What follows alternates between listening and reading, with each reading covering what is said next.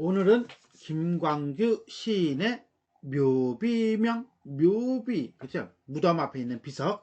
뒤에 막 그 사람의 일생이라든가 살아온 과정이라든가 업적이라든가 이런 걸 막 쫙 비석 뒷면에다가 쓴 거. 그걸 우리가 묘비명이라고 합니다. 누가 죽었나? 하여튼 김광규 시인의 묘비명에 대해 살펴보도록 하겠습니다. 이 작품은 문학이라고 하는 것으로 대표되는 정신적 가치와 담을 쌓고 지낸 사람이 물질적으로 성공을 거두고, 한마디로 뭐야, 뭐니 해도 머니를 추구하는 삶을 살았다는 얘기죠. 그런데 그의 묘비명을 유명한 문인이라고 하면 문학적 어떤 정신적 가치를 추구하는 사람이겠네. 오히려 예찬하는 글을 기록했다라는 아이러니를 포착하고 있다. 어떻게 보면 상황이 좀 불일치하죠. 물질적 성공을 거두고 죽은 이나 그의 묘비명을 써준 문인 모두를 풍자하고 있는 것이다.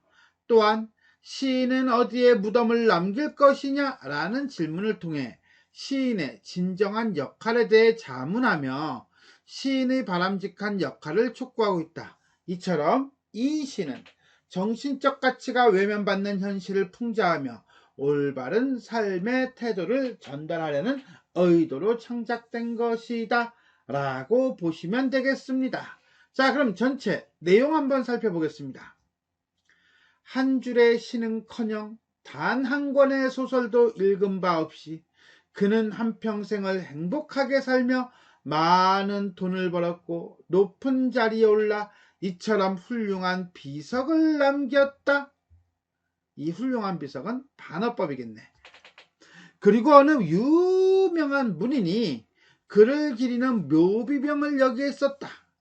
비록 이 세상의 잿더미가 된다 해도 불의 뜨거움 꿋꿋이 견디며 이 묘비는 살아남아 귀중한 역사적 자료가 될 것이니 역사는 도대체 무엇을 기록하며 시인은 어디에 무덤을 남길 것이냐? 라고 시가 쓰여져 있네요. 자, 그럼 우리가 한행 한 구절 한 구절 살펴보도록 하겠습니다. 한 줄의 시는커녕 단 한 권의 소설도 읽은 바 없이, 자, 그럼 여기서 말하는 시나 소설은 결국 어떤 정신적, 예술적 가치라고 본다면 그것을 읽은 적이 없대요. 한마디로 이 글하는 사람은 어떤 정신적, 예술적 가치하고는 완전히 동떨어진 삶을 살았음을 강조하는 것이고, 이것은 이 사람뿐만 아니라 많은 사람들이 정신적 가치를 경시하는 그러한 모습을 보여주고 있다. 따라서 이러한 세태를 드러내고 있다. 그는 어떤 사람, 시나 소설을 읽지 않은 사람, 한마디로 이 작품에서는 비판의 대상이 되겠죠. 물질적 가치를 중시하는 사람이 한평생을 행복하게 살며 많은 무엇을 벌었고 돈을 벌었고 어디에 올라갔어? 높은 자리에 올라갔어. 자, 그렇다면 시하고 소설이 정신적 예술적 가치라고 한다면 돈과 높은 자리는 결국은 뭡니까? 그렇죠. 세속적 물질적 가치라고 보면 되겠죠. 이처럼 훌륭한 비석을 남겼다. 그럼 이게 진짜 훌륭하겠어? 아니죠. 일종의 뭐라고 봐야 돼? 반어법이죠. 그리고 이 구절은 결국 뭡니까? 세속적 물질적 가치를 중시하는 글을 풍자하고 있다, 비판하고 있다, 이렇게 보시면 돼요. 자, 여기까지 1행부터 6행까지를 하나의 내용 단락으로 본다면 정신적 가치가 경시, 무시되는 현실 정도로 보시면 되겠네요. 그리고 어느 유명한 문인이 그를 기리는 묘비명을 여기에 썼다. 그러면 어느 유명한 문인은 그를 기리는 묘비명을 썼다. 근데 여기서 말하는 그가 누구야? 그렇지, 물질적 가치만을 추구하던 사람이죠. 부정적인 인물이야. 근데 문인이라고 한다면 뭐야? 글을 쓰는 사람이잖아. 쉽게 해서 정신적 가치를 추구하는 사람이잖아. 근데 이러한 정신적 가치를 추구하는 사람이 물질적 가치를 추구하는 사람을 기리며 묘비명을 썼대. 그렇다면 이거는 이 정신적 가치가 물질적 가치의 증거죠. 따라서 이 유명한 문인도 비판의 대상이 되며 물질적 가치와 그 권위에 종속된 존재라고 보시면 되겠습니다. 아까 제목을 설명하면서 묘비명에 대한 얘기를 잠깐 했었는데, 묘비명이라고 하는 것은 비석에 죽은 사람의 어떤 경력이나 일생 등을 새긴 글입니다. 자, 그런데 이거는 글을 묘비를 한 거니까 결국 뭡니까? 이 묘비명은 결국 돈 주고 산 거죠? 이 그가 평생 했던 것들이 그렇게 선량하고 착하고 존경받을 만한 것은 아닐 거 아니야. 그러니까 이 돈을 주고 산 걸 거란 얘기지. 그러니까 물질적 가치의 표상이라고 볼 수 있는 거예요. 그렇다면 이 문의는 돈 받고서나 쓴 거죠. 자, 이런 점에서 본다면 우리는 어쩌면 이렇게 볼 수도 있을 것 같아요. 뭐? 여기서 말하는 유명하다는 것이 마냥 긍정적인 의미, 즉 훌륭하다라는 의미는 아닐 거라는 거지요. 아무튼 간에 요 7행부터 8행까지에서는 결국은 정신적 가치를 추구해야 할 문인이 세속적 가치를 추구하는, 물질적 가치를 추구한 사람을 기리는 글을 썼다는 어떤 장면 내지는 상황의 부조화를 통해서 물질적 가치가 중시한 가치관이 팽배한 현실을 비판하고 있다. 내용은 물질적 가치에 굴복하는 문인 정도로 보면 되겠어요. 비록 이상류 잿더미가 된다 하더라도 모든 것이 사라진다 하더라도 그 모든 것을 사라지게 하는 불, 이 불의 뜨거움을 꿋꿋이 견디며 이 묘비 어떤 묘비? 그렇지, 유명한 문인이 있었다는 묘비가 살아남아서 귀중한 역사적 자료가 될 거래요. 잠깐. 이 귀중한 역사적 자료가 된다면 사람들이 옛날에 진짜 이런 사람이 있었나 보다 라고 얘기한다는 거죠. 이 말은 결국 뭐예요? 그게 진짜 역사적 자료야? 아니잖아. 구라잖아. 거짓이잖아. 즉 진실이 아닌 거짓을 전달할 수도 있다는 걱정 아닌 걱정이 드러나는 거죠.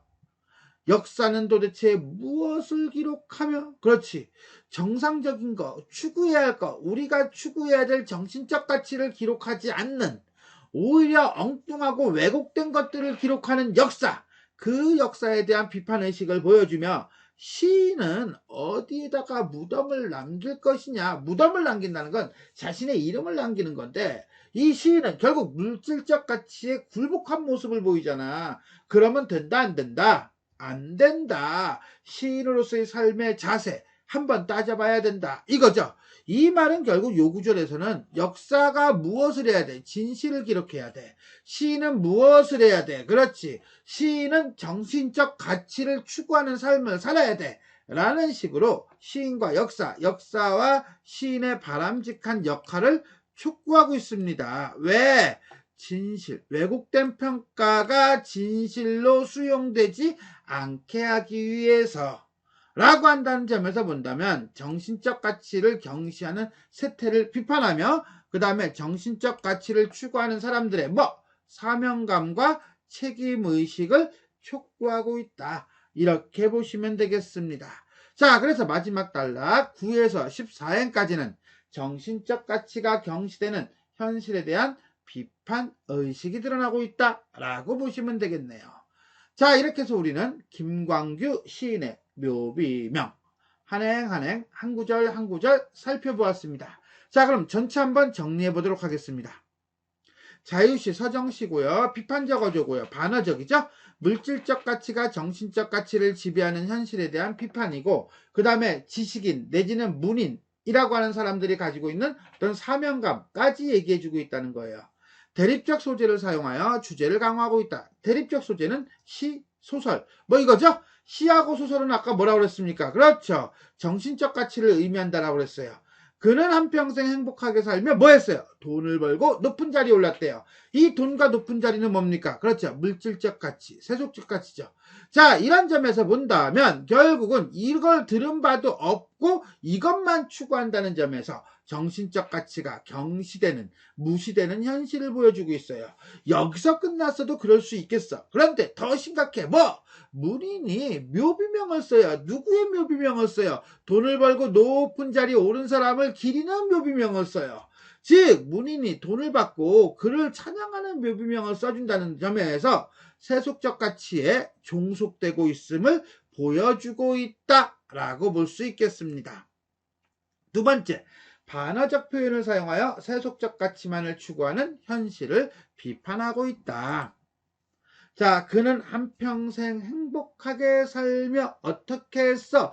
돈을 벌었어. 어떻게 했어? 높은 자리에 올랐어. 물질적 가치만을 추구했어. 에이, 그렇게 살면 안 되는데. 라고 하는데 결과는 훌륭한 비석을 남겼어. 어우, 뒷골 땡겨. 이분이, 자, 묘비명의 내용과 묘비의 주인의 삶이 일치하지 않다는 거죠. 그런 점에서 이 훌륭한 비석이라고 하는 것은 진짜 훌륭한 비석이 아니라 거꾸로 말하는 반어적 표현이라고 볼 수 있어요. 더더군다나 정신적 가치를 추구해야 되는 문인이 오히려 이런 물질적 가치를 추구하는 사람의 묘비명을 썼어. 이건 이러면 안 되지. 이건 다 폐기 처분해야 돼. 날려버려야 돼. 다 때려 부셔야 돼. 이런 거가 남아있으면 안 돼. 라고 생각을 하는데 외려 귀중한 역사적 자료가 돼버렸어. 뒷골 땡겨. 즉 정신적 가치를 추구하는 대표적인 사람이 물질적 가치에 경도된 삶을 산 사람에게 동조하고 그를 추앙하는 세태를 비판적으로 바라보고 있는 겁니다. 이런 점에서 본다면 정신적 가치가 외면당하고 세속적 가치만 추구하는 현실에 대한 비판 의식이 드러나고 있다 라고 보시면 되겠어요. 제목이자 핵심 소재인 묘비명. 자, 묘비명이란 죽은 사람을 기념하기 위해 묘비에 훌륭한 문장이나 시를 새긴 것으로 그 사람의 삶과 추구했던 가치관을 담고 그렇게 살자 뭐 이런 거예요.